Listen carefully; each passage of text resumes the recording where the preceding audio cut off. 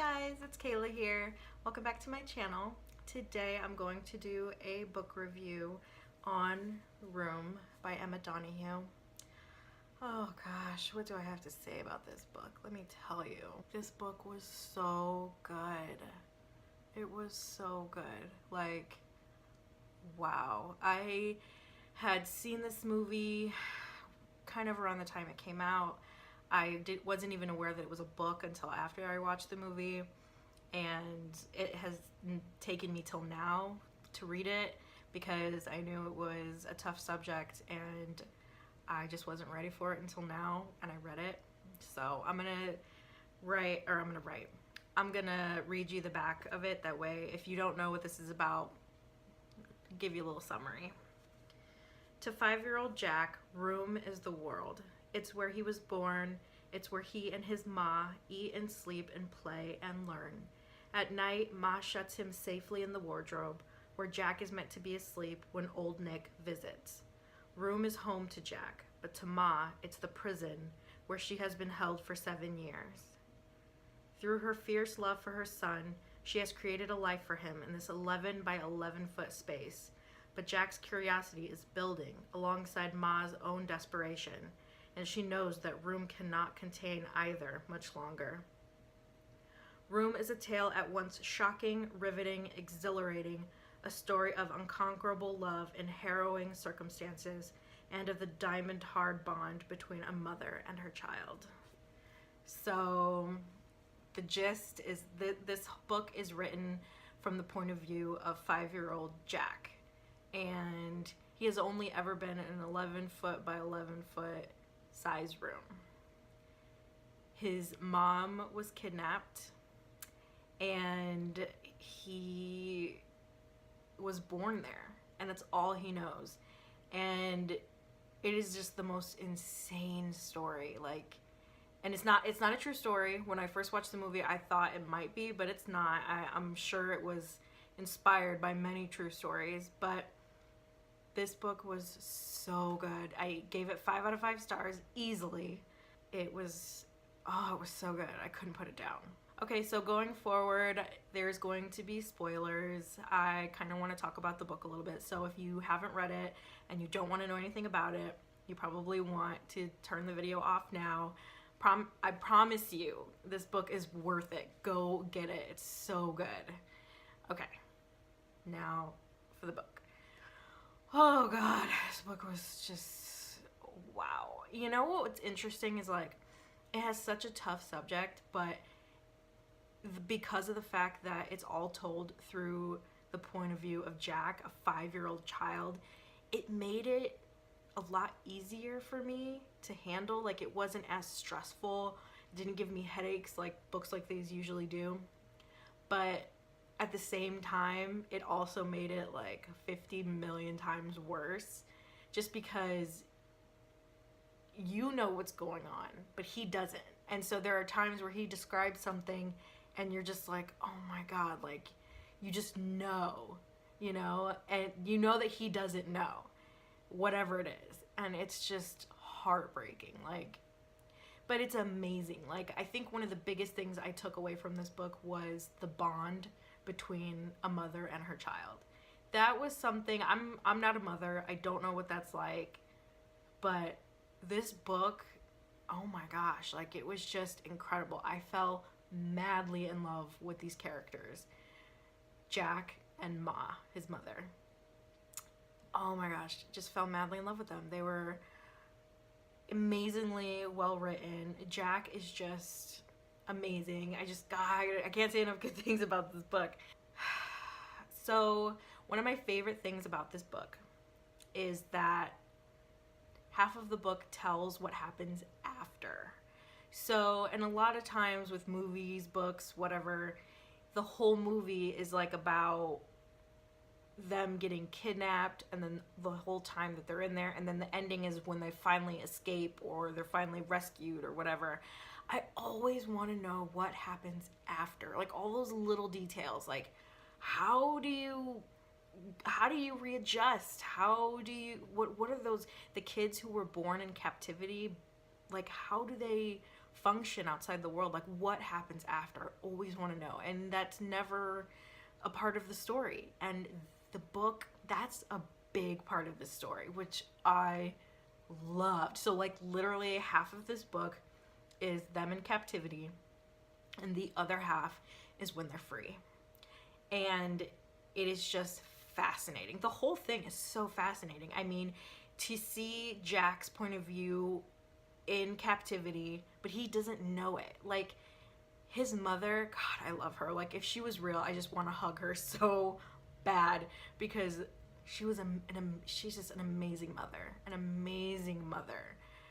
She made an 11-foot by 11-foot space so wonderful to Jack. Like, she taught him so much and played with him and tried to make his childhood as normal of a childhood as she possibly could in the most insane circumstances. It's just incredible. And then when they're free, oh my God, it's overwhelming to it's just fascinating. It's almost like a human experiment. Not a human experiment, but like you really, it's so hard to explain, but the way Jack is, he's like a Martian. He's like an alien, you know? Like, he didn't grow up the way we all did.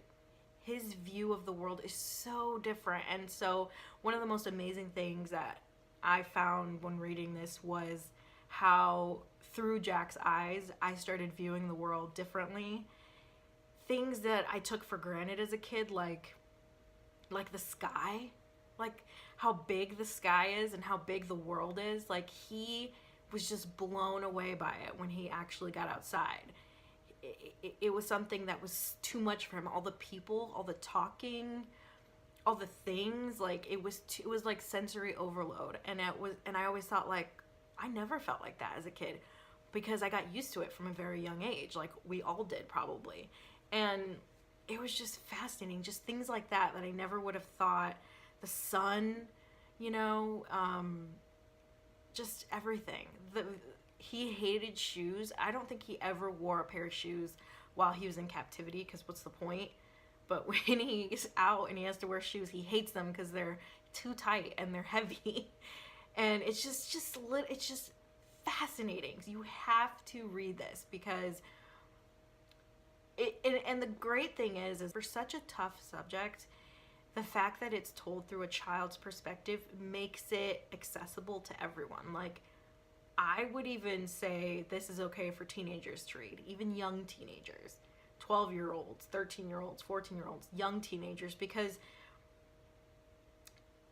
I don't know, it's just, there's nothing gruesome in here, but as an adult, we know what's going on based on what he's saying, and it's incredible. And it makes me want to really read like all of the memoirs and books that kidnapped survivors write afterwards, like real people like J.C. Dugard and those 3 girls in Ohio.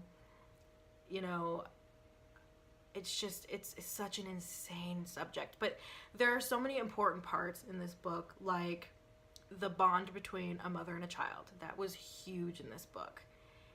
The seeing the world in a different way, learning to really be grateful for what you have, for just the small things. You don't realize what you take for granted. It also scares the hell out of you, because it could happen to anybody. That's terrifying, that there are these kinds of people out there just waiting to snatch you up and make your life a living hell, like for years. It's terrifying. Also, the relationship, like what these survivors go through afterwards, the struggles. I mean, the whole time they're trying to survive, and then now when they're out, in this case, the struggle between all of their emotions, the anger, the hurt, the pain, the happiness, the sadness, the confusion, trying to reintegrate themselves back into their own lives, with their families, with their friends. Everything's different, and it's so hard. Like, a big part of this book is you see the mother really struggle. Once they're free, she is struggling so hard, and it broke my heart just to see her pain. And it's so sad because she kept saying, like, I know I should be happy. I should be so happy to be free, but I'm not. Like, she's grateful and happy she's free, but she was so depressed, so angry, so sad, and it's because of everything she went through. You know, for 7 years she was, you know, focusing so hard on surviving and taking care of Jack and being everything to Jack. Now that they're out, all of a sudden she had room to think and room to remember and room to work on herself, and it was painful. So it's totally heartbreaking. Jack, poor Jack. I mean, as much as he was enjoying a lot of stuff in the outside world, he's also very overwhelmed. He gets tired easily. Some things are just too much. He doesn't understand lots of stuff. A lot of times you find him, you realize that he misses room. He misses that 11-foot by 11-foot space.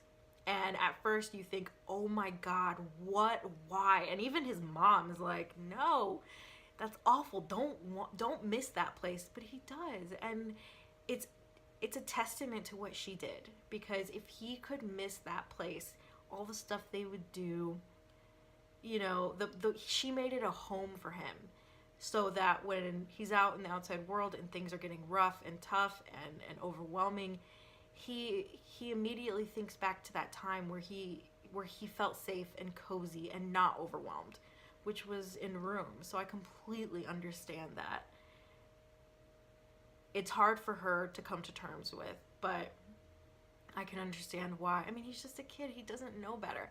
And if anything, I'm just thinking, that is just proof that you did an amazing job raising him in the most insane circumstances. So it was crazy. And then, oh my God, and then like it also kind of comments on media and the news and the ways, like how we as a society handle these situations when survivors do come back, and how we victim blame, how we're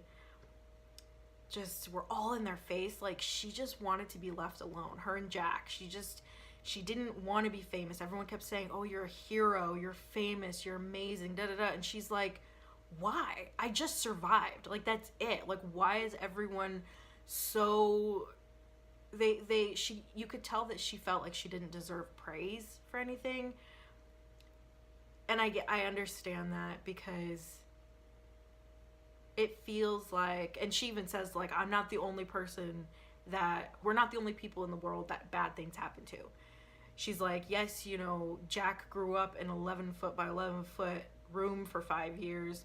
She's like, there are babies all around the world in orphanages who stay in their crib all day for years. She's like, that's the same thing.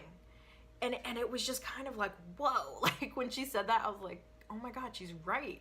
There are so many situations around the globe where children are kept in captivity in some kind of way, and they don't have freedom. And it's just, this book just has so much to say. Like, as I was reading it, I was just like, oh my God, this book is just full of so many things. It's incredible. You have to read it. In the beginning, I found that I did struggle a little bit with the voice of Jack. He talks funny. He doesn't talk like a normal 5-year-old. He says things like, this is room instead of a room, it's room.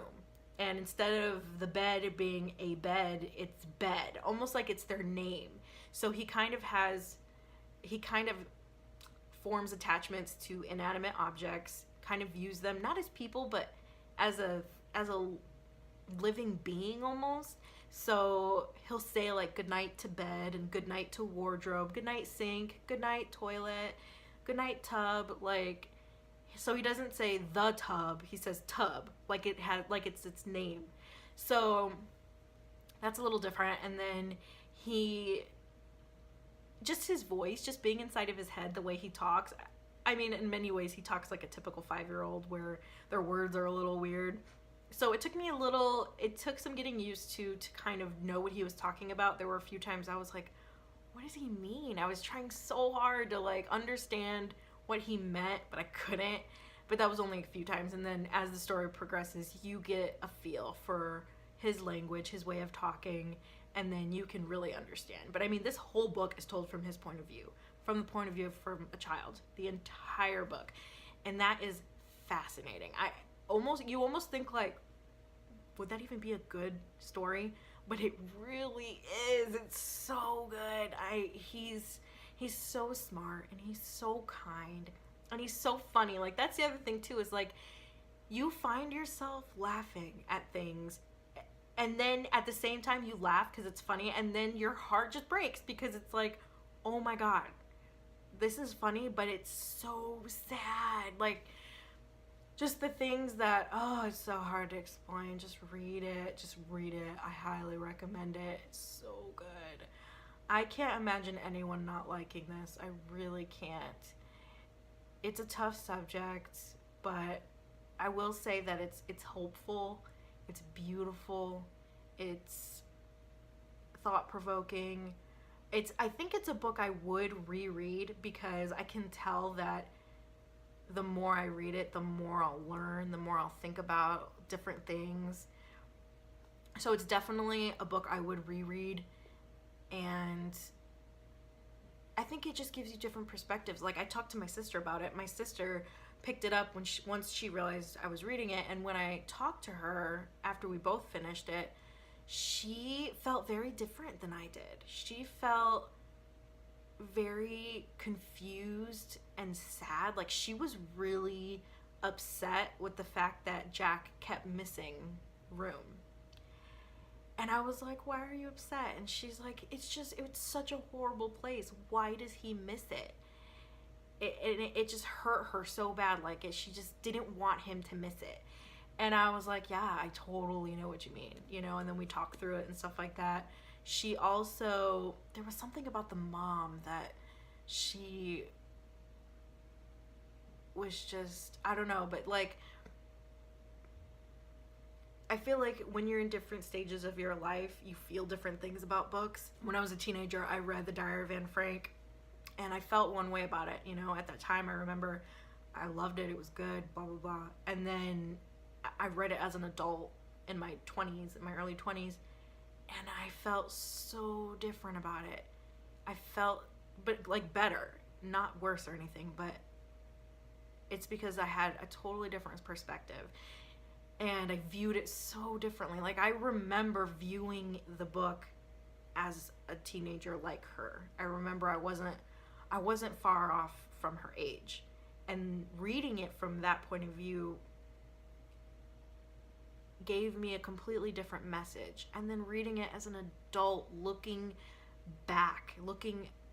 at a teenager and her experience, it was so different. It was amazing. It was almost like I could put on 2 different kinds of glasses and see 2 different things. And so that makes me think, like, that's probably truth for a lot of books. So I never thought that I would be a rereader. I've reread some stuff, but just because it was like guilty pleasure stuff. But I can definitely see myself like, how am I going to feel about this book when I'm in my 30s or my 40s? Or, if I became a mom. I'm not going to become a mom. I'm not going to have kids. But if I had, I probably would feel so different about this if I'm a mom. It's crazy. This book is just very thought-provoking. I loved it. It's definitely a favorite. It definitely had an impact on me. It's going to stay in my mind for a long time. The movie is so good. Watch the movie. Watch the book. It is so close. It's almost exactly the same. There are a few things they changed, but they're nothing major at all. There are lines picked out directly from this book, and it's incredible. So please read it. I want to see if I can find any really good quotes that just like got me. So this is in the beginning of the book, and he's saying, We have thousands of things to do every morning, like give plant a cup of water in sink for no spilling, then put her back on her saucer on dresser. And I wrote, his world is so small, but it's so huge to him. And at the same time, you're just like, wow, like you kind of see the magic of childhood and imagination. But then at the same time, it breaks your heart because you're just like, you don't even know what you're missing, Jack. Like, you don't even know. It's just, it's heart-wrenching. There were just so many parts where I was just laughing. He's so funny. He's just, and the way he understands the world is fascinating. It kind of takes you back to your own childhood. It made me think back to my own and those times where I was so in my head and I would study everything and look at everything and think about things and wonder about things, like how does this work and how does this work? And it kind of made me try to get back to that place and like, how did my brain work? How did I view the world? Did I view it like him? And if I did, why is it the same or why is it different?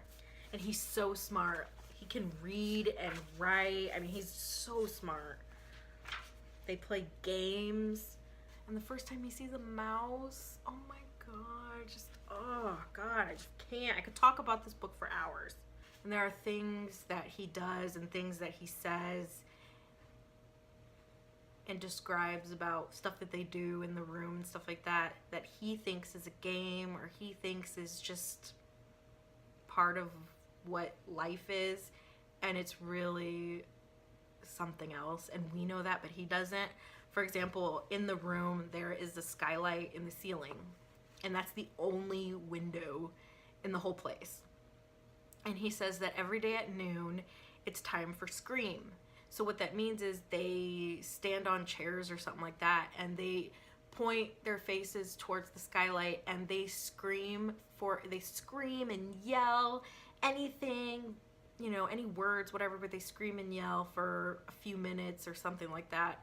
And he thinks it's a game. He just thinks like, yeah, that's what we do next. You know, we have lunch and then we do the scream and he thinks it's a game, but like we know that's her trying to get attention. She's screaming, and that way maybe somebody will be there and somebody will hear. And she does it, and he even says, but we don't do that on weekends. We only do that during the week. And then you know, like, it's because the kidnapper's at work during the week and he's not there to hear it. But on the weekend, she won't do it on the weekend because she knows he's home. It's just crazy things like that where you're just like, this kid, oh my God. But anyways, this book is so good.